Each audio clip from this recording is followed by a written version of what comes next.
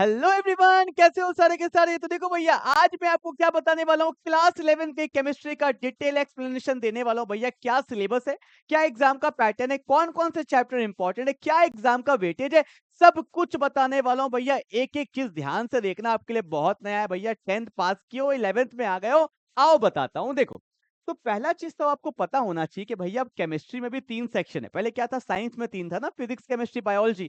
अब केमिस्ट्री में 3 सेक्शन है। सबसे पहला होता है हमारा फिजिकल केमिस्ट्री, उसके बाद हमें देखना होता है इनऑर्गेनिक केमिस्ट्री, और इसके बाद हमें देखना होता है ऑर्गेनिक केमिस्ट्री।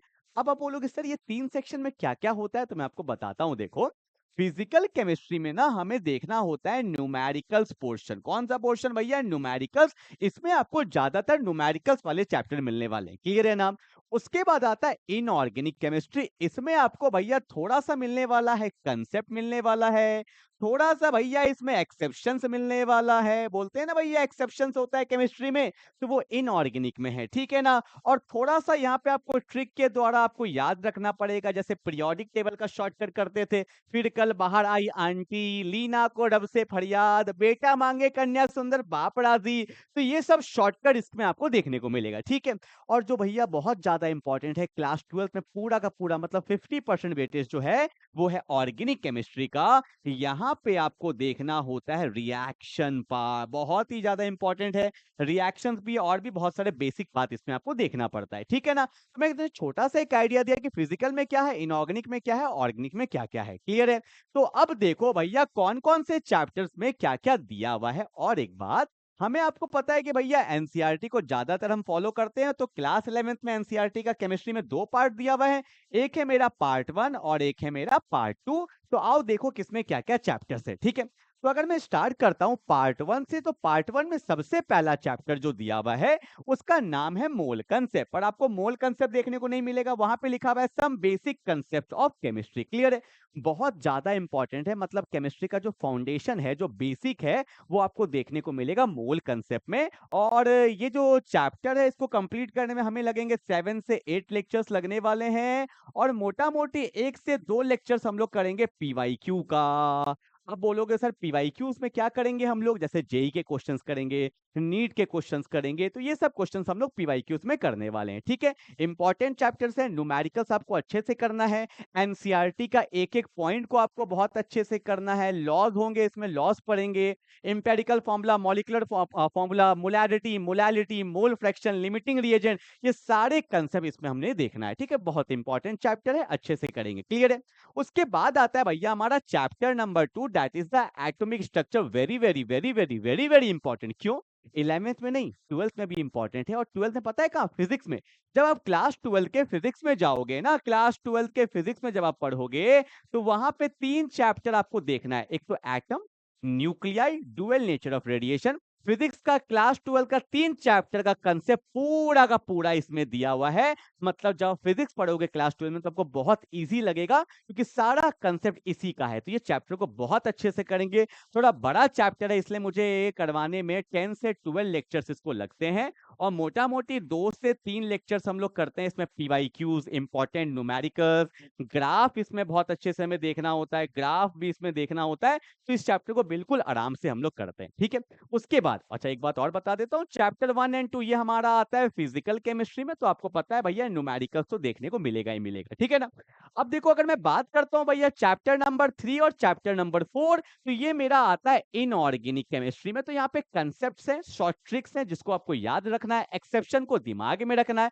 रीजन भी बताऊंगा पर दिमाग में रखना है। कौन सा चैप्टर आता है, क्लासिफिकेशन ऑफ एलिमेंट्स, मतलब यहाँ पे पीरियोडिक टेबल के बारे में आपको जानना है कि भैया कितने पीरियड्स होते हैं, कितने ग्रुप्स होते हैं, किसमें कौन है, किसको हैलोजेंस बोलते हैं, ठीक है।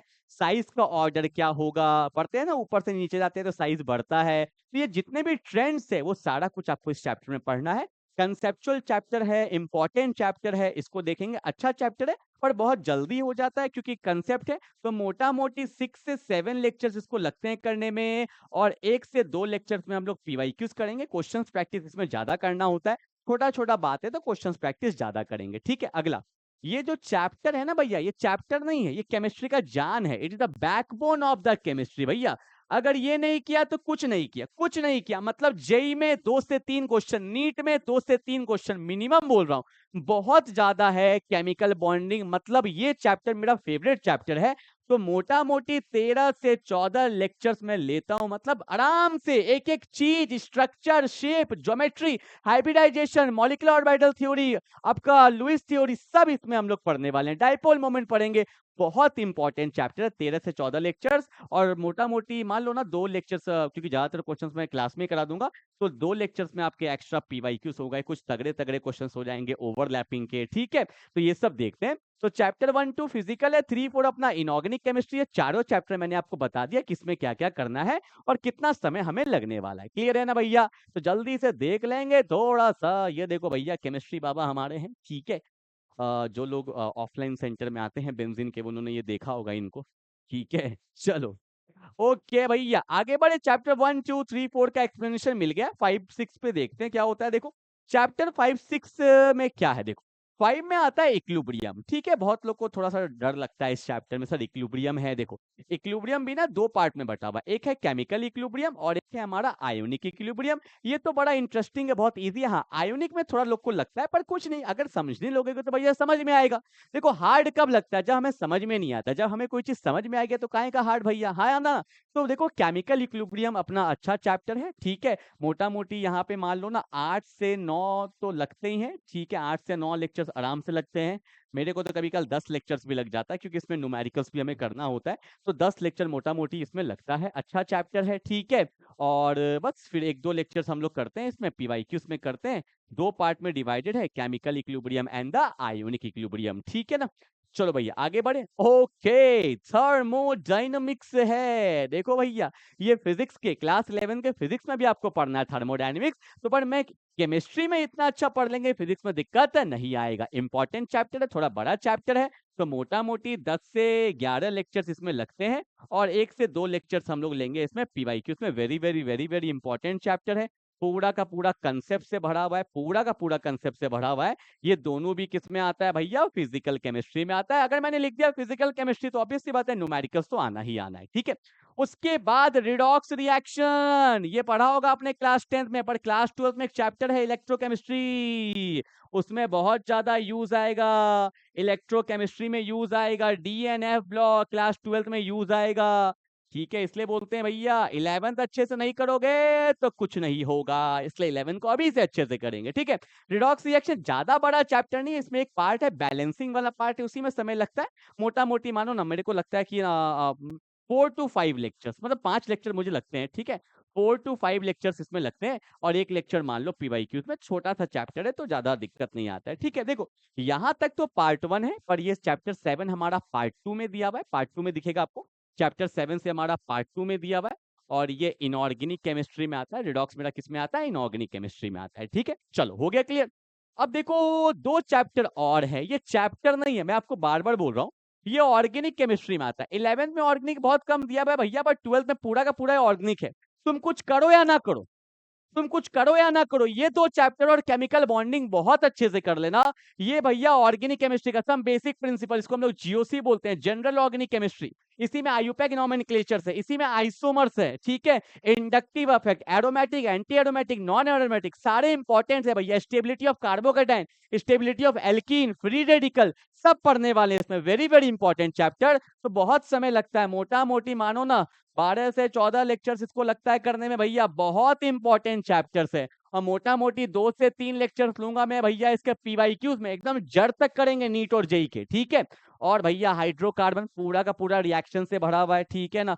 तो मोटा-मोटी 10 से 11 लेक्चर्स मेरे को लगेगा हाइड्रोकार्बन कराने में। वेरी, वेरी, वेरी, वेरी, इसके सारा का सारा क्वेश्चन्स आपको क्लास 12 में दिखेगा। सब टॉपिक, एक नहीं, सारा टॉपिक आपको क्लास 12 में दिखेगा। समझ लो ये क्लास 12 पढ़ रहे हो। ये दोनों चैप्टर समझ लेना कि क्लास 12 ही आप पढ़ रहे हो, ठीक है ना? तो मैंने आपको यहाँ पे भैया 9 चैप्टर का ब्रीफ आइडिया दे दिया, इतना हमें अच्छे से पढ़ना है क्लास 11th में। और पी ब्लॉक भी पढ़ना है, पर आपके एनसीईआरटी में नहीं दिया हुआ है, बोर्ड के करिकुलम में हटा दिया गया है इसको। पर जेईई और नीट में पढ़ना है तो इसको हमें भी करना ही पड़ेगा, ठीक है ना? एनसीईआरटी बुक में 9 चैप्टर से अच्छे से इसको पढ़ेंगे हम लोग, बहुत अच्छे से पढ़ेंगे। मैंने बता भी दिया किसमें कितना-कितना लेक्चर्स आपके लगने वाले हैं, ठीक है ना? इसको अच्छे से करेंगे, ओके। अब देखो ये मेरा एक स्कैनर है, ठीक है? स्कैन को भैया क्लास 11 के जितने बच्चे हैं, सब इसको स्कैन कर ले, यहीं पे सारा डिटेल्स मिलेगा। कोई भी लेक्चर्स आ रहा है 11 का, नोट्स, डीपीपी, शीट, जो भी लेक्चर्स आएँगे स्कैन पे आपको मिल जाएगा। स्कैन करेंगे ऑटोमैटिकली हमारे टेलीग्राम चैनल पे पहुँच जाओगे। कोई नया बैच आ रहा है 11 का, ठीक है? सब कुछ। और एक बात बता देता हूँ 12th ऑफ अप्रैल से ना हमारा एक ऑफलाइन बैच स्टार्ट हो रहा है, ठीक है? 12th ऑफ अप्रैल से हमारा ऑफलाइन जो हमारा कटिहार में सेंटर है और ऑनलाइन भी हम लोग 12th अप्रैल से स्टार्ट कर रहे हैं ऑनलाइन भी, जो हमारा जो बेंज़ीन क्लासेस का ऐप है, वहाँ पे आप जाके डाउनलोड करोगे तो आपको कोर्स वहाँ पे दिख जाएगा। जहाँ मन करे वहाँ से आप जॉइन कर सकते हो, पर पढ़ना स्टार्ट कर दीजिए। 11 को हल्के में मत लीजिएगा। 11th है तो 12th बहुत अच्छे से हो जाएगा, क्लियर है? तो मिलते हैं अगले क्लास में जहाँ पे मैं आपको क्लास 11 के फिजिक्स के बारे में बताने वाला हूँ, ठीक है? मिलते हैं अगले क्लास में, तब तक के लिए बाय-बाय।